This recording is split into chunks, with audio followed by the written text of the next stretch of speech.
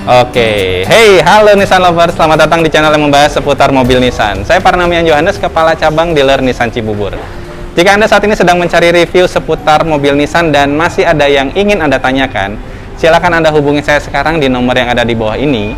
Saya cantumkan juga link WhatsApp saya di kolom deskripsi.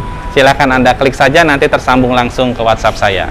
Nissan Lovers, di konten kali ini saya mau sharing kepada Anda perbedaan Nissan Kicks generasi pertama dengan Nissan Kicks generasi kedua. Sebenarnya di konten sebelumnya saya sudah bahas ya, waktu itu modelnya adalah mobil Nissan Kicks generasi kedua. Nah, supaya ada gambaran atau bayangan untuk Anda, saya akan sharingkan dengan model Nissan Kicks generasi pertama. Oh ya, by the way, kita lagi ada event pameran di Metropolitan Mall Bekasi hari ini sampai dengan 1 minggu ke depan.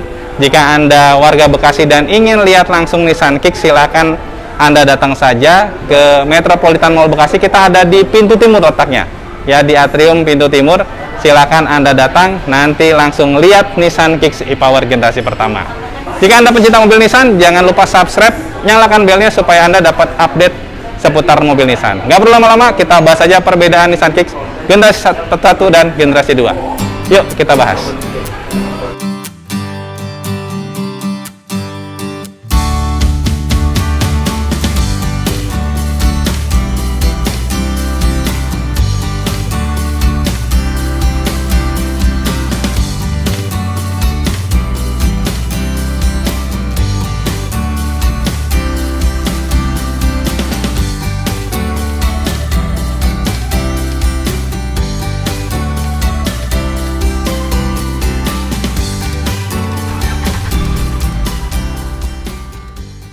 Oke Nissan Lovers, saya langsung bahas saja ke bagian eksteriornya.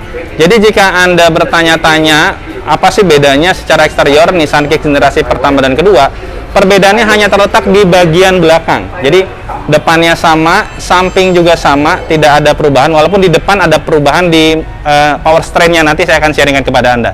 Tapi untuk eksteriornya yang berbeda adalah di tampilan backdoor-nya, di mana di generasi pertama, ya ini yang kita pajang adalah generasi pertama, desain T-gate-nya masih seperti ini ya, tidak ada perubahan. Tapi di generasi kedua ada reflektor yang menyatu dari kiri ke kanan dan emblemnya berubah jadi lebih kecil. Jadi emblemnya ini hilang, ada reflektor dan ditempel lagi emblem Nissan yang ukurannya lebih kecil.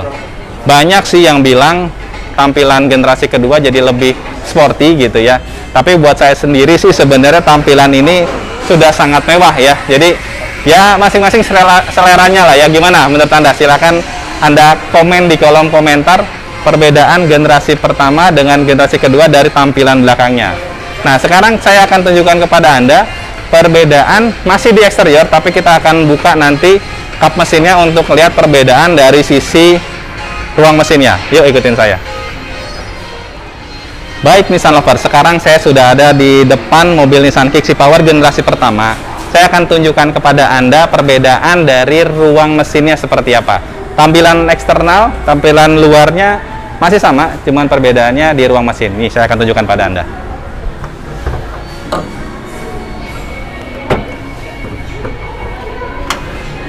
Baik, sekarang saya sudah buka ruang mesinnya. Jika Nissan Lovers lihat di video saya sebelumnya, perbedaannya yang paling kelihatan langsung Anda bisa temukan adalah di komponen power strain inverternya, dimana di Nissan Kicks generasi pertama inverternya bentuknya seperti ini, belum terintegrasi dengan motor listrik, jadi bentuknya juga lebih besar. Dan di generasi kedua dia sudah terintegrasi dengan motor listrik dan bentuknya lebih kompak, jadi secara bentukan dia agak sedikit ke bawah dan ukurannya jadi terlihat lebih kecil, walaupun sebenarnya secara fungsi semuanya sama, tidak ada perbedaan, hanya memang ada pembaruan di teknologinya, ada penyatuan antara motor listrik dengan inverter, jadi dia sudah terintegrasi. Yang menariknya, perbedaan yang lain ada di reservoir tank, ya, yang letaknya tadinya di sini. Di generasi pertama ini reservoir tank letaknya di sini, dan di generasi kedua ada perubahan, letaknya berubah jadi maju ke depan.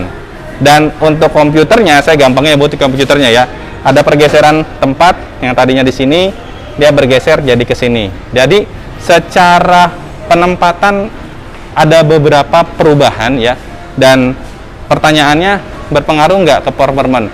Kalau menurut saya pribadi sebenarnya secara performance akan sama aja. Ini disclaimer ya, ini opini saya akan sama saja walaupun memang power yang dihasilkan lebih besar 7 PS, torsinya juga lebih besar 20 Nm. Tapi menurut saya secara performance harusnya sama aja walaupun kita belum coba ya.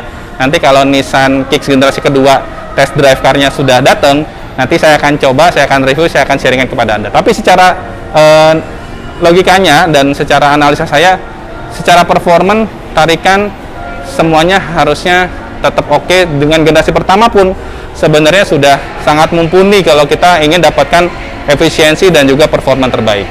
Nah, inilah tampilan ruang mesinnya. Jadi perbedaannya memang tidak terlalu banyak, hanya kebanyakan di penempatan aja yang berubah, hanya di inverter aja tadi yang ada perubahan desain dan juga secara konsepnya. Sekarang saya akan tunjukkan kepada Anda perubahan yang cukup banyak juga di interior ya. Seperti apa perubahannya saya akan sharingkan kepada Anda walaupun dengan model Nissan Kicks generasi pertama ini, karena generasi keduanya sudah saya review di konten sebelumnya. Silahkan Anda tonton. Sekarang kita akan ke dalam.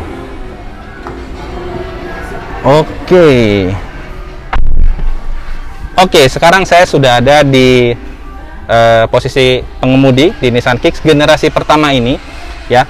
Kalau kita lihat perbedaan, sebenarnya kalau secara setir tidak ada perubahan, tetap sama.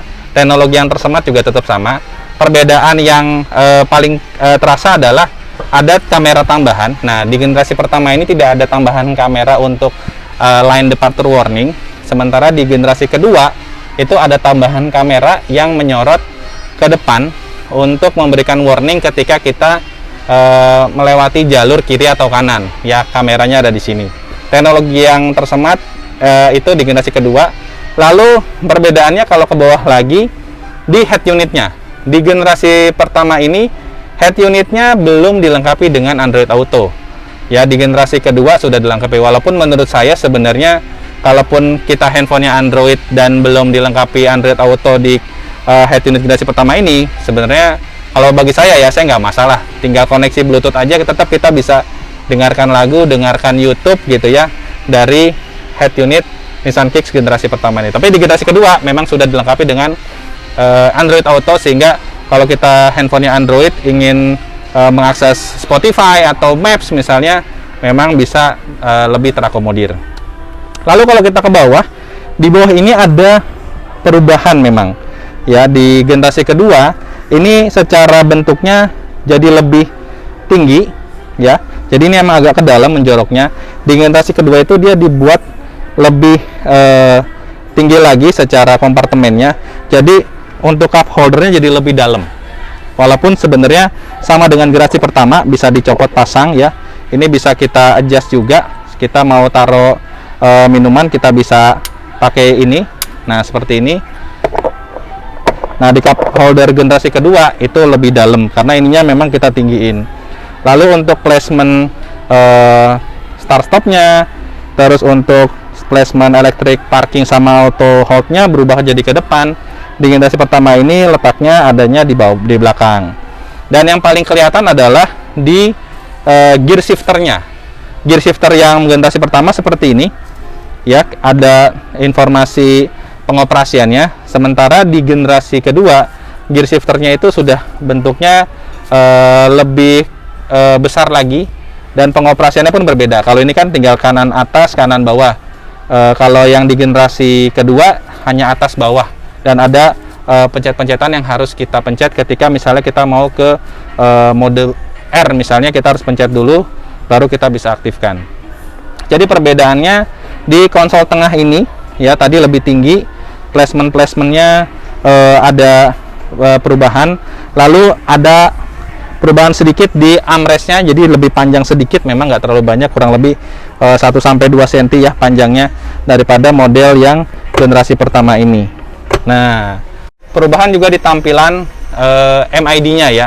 MID tampilan di Nissan Kicks generasi kedua memang ada beberapa fitur yang menampilkan jadi gambarnya 3D, seperti gambar baterai, lalu energy flow-nya dia berubah menjadi 3D, dan ketika kita aktifkan drive mode, kalau di Nissan Kicks generasi pertama kan ada Eco, lalu ada S, dan ada normal.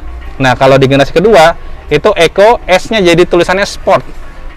Nah, itu aja Nissan Lovers perbedaan dari Nissan Kicks e-Power generasi pertama dan generasi kedua. Bagaimana menurut Anda? Anda lebih suka dengan generasi pertama atau Anda masuk ke grup generasi kedua nih? Just info, memang secara value for money perbedaannya lumayan ya. Kalau Anda tinggal di DKI untuk membeli Nissan Kicks e-Power generasi pertama, Anda akan mengeluarkan budget dari harga 484.800.000 untuk model 2 ton. Ada potongan big promonya sampai dengan angka 55 juta plus extended warranty. Jadi dari 484 dikurang 55 juta. Ya, sedangkan untuk yang generasi kedua itu harganya 509,8, belum ada diskon. Ya, jadi kalau dihitung-hitung perbedaannya kurang lebih 80 juta antara generasi pertama VIN 21 ya dengan generasi kedua VIN 22. Nah, menurut Anda lebih value for money, lebih menguntungkan yang mana nih? Just info juga, generasi kedua itu baru ada mungkin di bulan November paling cepatnya.